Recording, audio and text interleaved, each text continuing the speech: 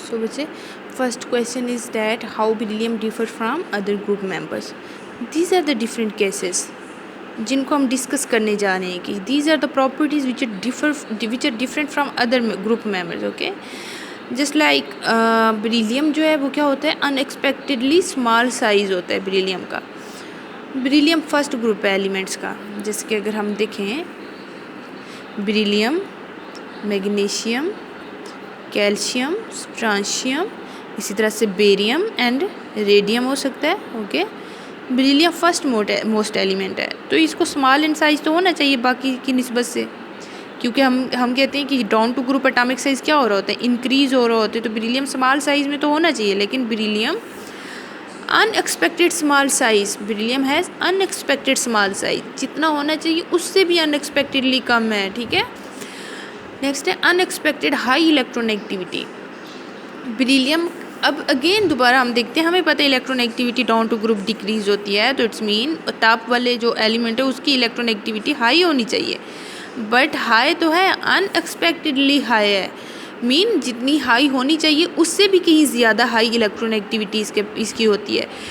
Third point is very strong bonding, कि जो beryllium है that form very strong bonds that show very strong bonding, very strong packing. That's why we say beryllium is hard in nature.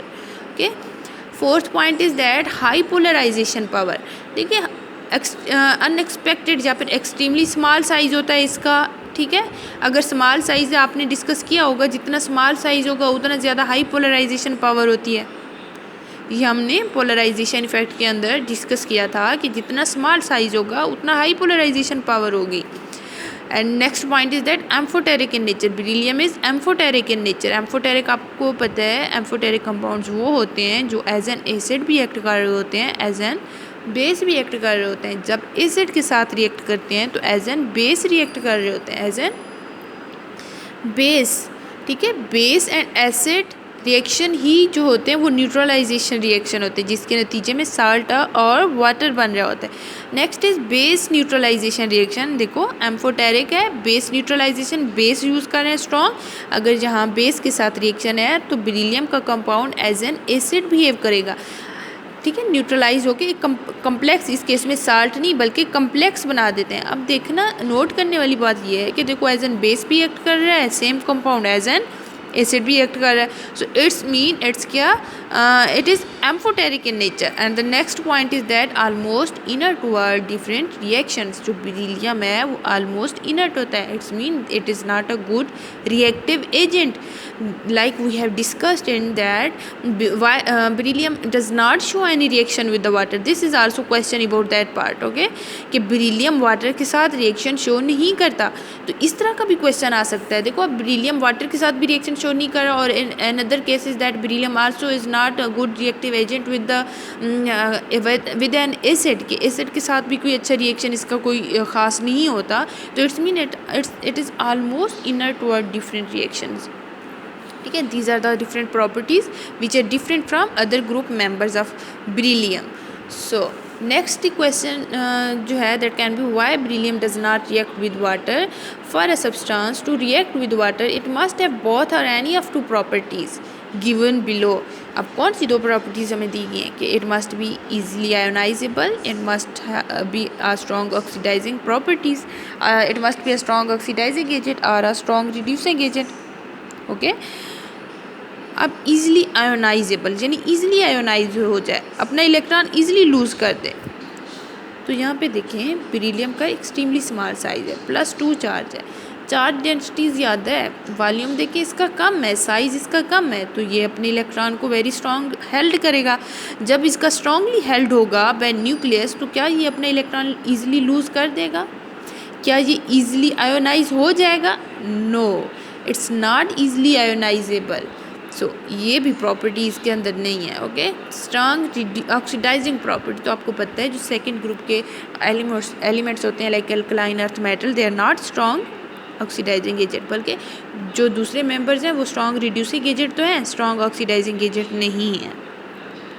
तो इसलिए इसके अंदर ये वाली property भी नहीं है। अब दोनों प्रॉपर्टी नहीं है तो इसलिए beryllium does not react with the water, that's why beryllium does not react with the water because it is also not easily ionisable and also does not have any oxidising properties.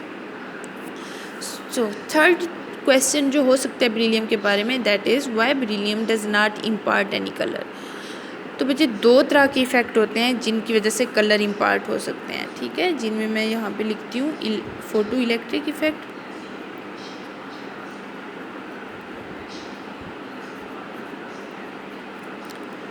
और next है D orbital transition.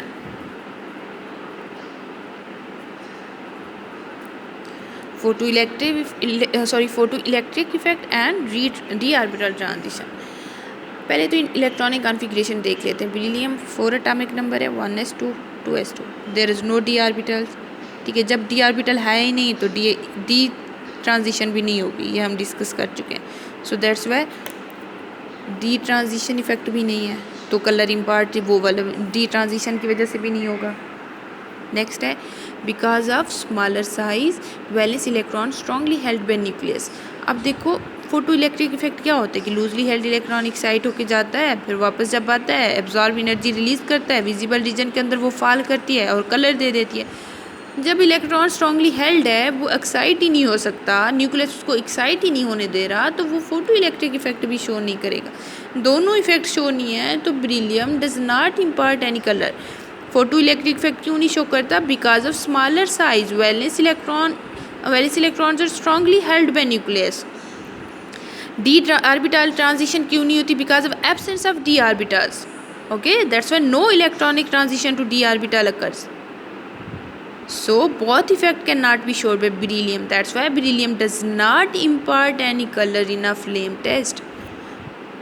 So moving toward the last question which can be asked about why beryllium is covalent in nature, and this question is also very important among all these. So question is that why beryllium is covalent in nature. So it's mean अगर beryllium covalent है तो बाकी members क्या हैं? अगर beryllium covalent bond बनाता है तो बाकी मेंबर्स क्या हैं? बाकी मेंबर्स क्या कौन सा बॉन्ड बनाते हैं? Ionic. Only beryllium form covalent, okay. So क्यों बेरिलियम क्यों कोवलेंट बनाता है, बाकी क्यों आयनिक बनाते हैं? बच्चे देखो आयनिक के केस में मैंने आपको बताया है कि 1 इलेक्ट्रॉन ट्रांसफ़र होता है, ओके। कोवलेंट के केस में क्या होता है? इलेक्ट्रॉन का इक्वल शेयर होता है, इक्वल शेयरिंग होती है। इलेक्ट्रॉन्स की क्या होती है? इक्वल शेयरिंग होती है। मैं ये कर देती हूँ, ये पार्ट अलग कर देती हूँ। इलेक्ट्रॉन्स की इक्वली शेयरिंग होती है। तो उसकी रीज़न बताएगी है कि because beryllium is high polarisation power, इसको पोलराइज करने की पावर बहुत ज़्यादा है। और क्यों? क्योंकि स्मॉल साइज़ है, हाई पॉजिटिव चार्ज डेंसिटी है, हाई पॉजिटिव चार्ज डेंसिटी है, स्मॉल साइज़ है, तो इसलिए हाई पोलराइजेशन पावर है। जब पोलराइजेशन पावर हाई है तो ये इलेक्ट्रॉन को इस तरह से अपनी तरफ इंटरेक्ट करते हैं कि इलेक्ट्रॉन इक्वली शेयर्ड होता है between cation and anion.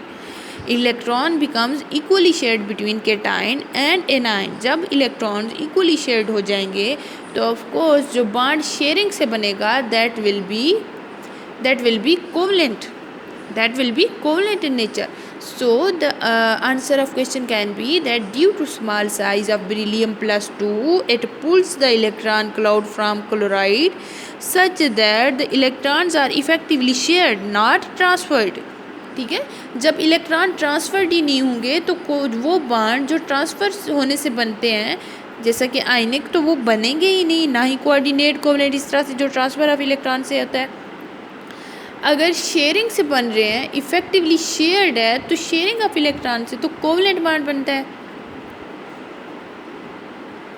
So that's why this bond will be covalent in nature. So beryllium जब भी कंपाउंड्स बनाता है तो through covalent nature.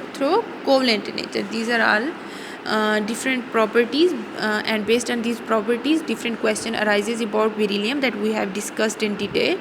So students, you need to practice these short questions, okay, and you must have the idea that why beryllium is showing different behavior and why these different questions are arising. So you must have the answer right, okay.